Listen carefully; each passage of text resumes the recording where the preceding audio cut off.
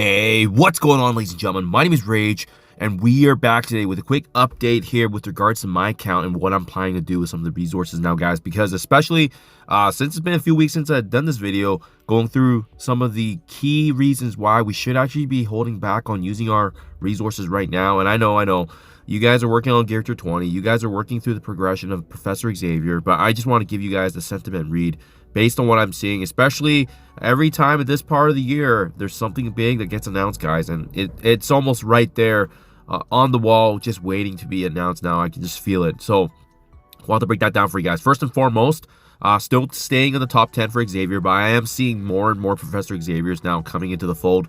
One of the key reasons, generally, when there is a next big upgrade coming into the game. We know they announced previously before that there's going to be some big changes coming to War.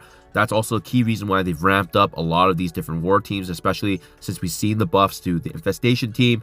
We saw, obviously, the Secret, I believe they're called the Secret Warriors, the one being led by Phantom Rider. He's also coming into the game. But I also want to talk about this, guys.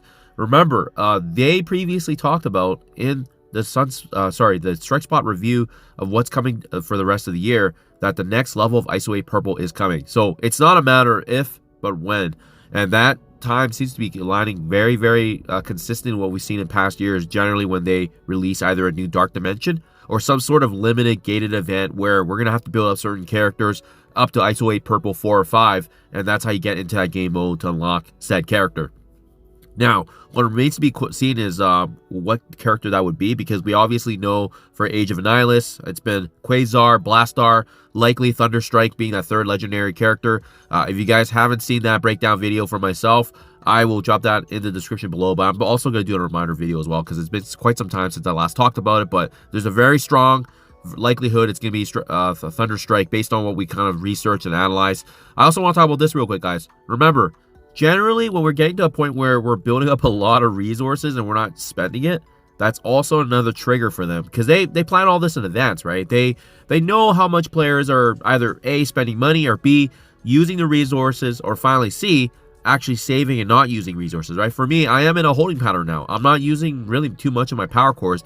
I'm constantly hoarding my campaign and ISO-8 energy. Haven't used any ISO-8 energy this year because, to be honest, guys, there hasn't really been a reason to, and I'm still waiting for that mythical release event where I can actually use the ISO-8 as part of the leaderboard. They haven't done that for quite some time. I don't know if they will, but to be honest, I don't really care because I don't need to use it. That's how much resources I've built up and hoarded over the years, right? But the other telling sign is because of the fact that, check this out, even in the most recent and newly announced resource here being antimatter, and remember, this has been the most premium resource yet. You could use this to purchase some of the diamonds of the most recently released characters. More notably, the most common usage right now is purchasing Character 20 resources from here. And even though I'm lower in some certain traits, I'm actually avoiding the purchase of that right now because we've been accumulating and earning Character 20 pieces anyways across the board from events, leaderboards, so forth. So that's why I'm saving. The other key reason you may want to consider using antimatter is for character shards, right? Remember, some of these new characters that have been added into the game, more recently Azazel obviously being newer, we have Rachel Summers coming, and then previously before them, the Hellfire Club, it was the actual Fantastic Four, and then Cursed, Thunderbolts, so forth, right? So it's been a great avenue, guys, but even for myself, now that I've had like 4 stars, 5 stars of these characters, guys, it's able to get through for me again, staying consistent in the top 10. So I'm actually, once I get my Mr. Fantastic to 5 stars, I think I'm good. I did purchase Azazel here, guys, but to be honest, just a little tip and a little advice for you guys seeing Azazel in the antimatter store, I would actually save on the resources right now, because remember, in the command center, there's actually 100 shards being available for Azazel as well, through his event actually situated as the Broken King Week 4. So just make sure you're not missing this, right? The command center here, just make sure you're going through and obviously doing everything along the way to accumulate those 100 shards of him. And that's just usually through the playing of raids here. Obviously, Azazel, Rachel Summers, and Sebastian Shaw, those are the bonus ones to give you points for daily. But weekly, the big ones are raid battles, playing raids with Hellfire Club. If you got them, even if you have some limited time members, you can still get the job done, as you can see there.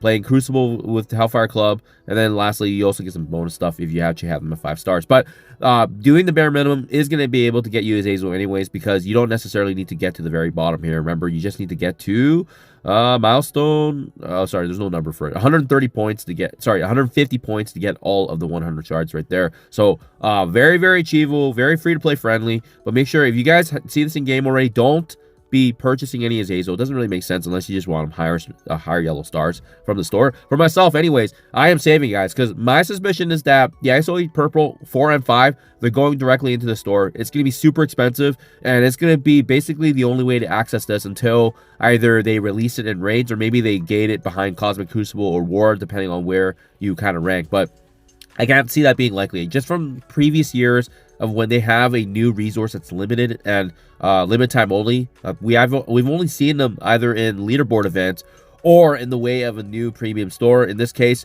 I do strongly believe it's coming to the antimatter store. Maybe not right away, but when it does get released, it's probably going to be only events only from through the way of leaderboards, folks spending and competing with each other. And that's all the more reason why, guys, why I highly recommend just saving your energy. I know it's not ideal for newer players in mid-game, but for those that are situated in the end game like myself, for those that already have Professor Xavier unlocked, or even in the midst of the Age of X saga, it's a good time, guys. It's honestly a good time right now because we can still core the save campaign and wait for those events. And especially given what we've seen recently with some back-to-back events, right? We just saw the Flames of Tomorrow wrap up. We also have another 3-day leaderboard campaign energy spending in just a couple of days as well. So very clearly, they're trying to get us to use all this energy. And again, they always plan in advance. Nothing is premeditated in this game. Nothing happens in the way of a coincidence. They always plan in advance because they know how much resources everyone has. I'm sure they have a spreadsheet where they can just quickly do a filter, how many players, how many resources. And I'm sure I'm on their flag list as well based on the number of resources I've saved. Just look at my gold, my power cores. I'm still trying to recover from those past leaderboard events. I've used them all. But now my campaign and my ISO-8, man, they are looking good. So I'm just going to continue doing what I'm doing, guys. But I just wanted to give you this advice if you want to follow it. Completely optional, but this is how I'm going to get that edge in the leaderboard event when the ISO-8 purple 4 and 5 come. Not if they come, when they come, because now it is just a matter of time, guys. So my 2 cents, let me know down in the comments below if you guys agree or disagree, if you think I'm just full of it. But we'll be back in the meantime, guys, to see how accurate we are. This is typically what happens during the summer to that transition fall period, and I'm expecting that as well. So stay tuned, guys. Thank you for your time as always, and I'll catch you guys in the next one.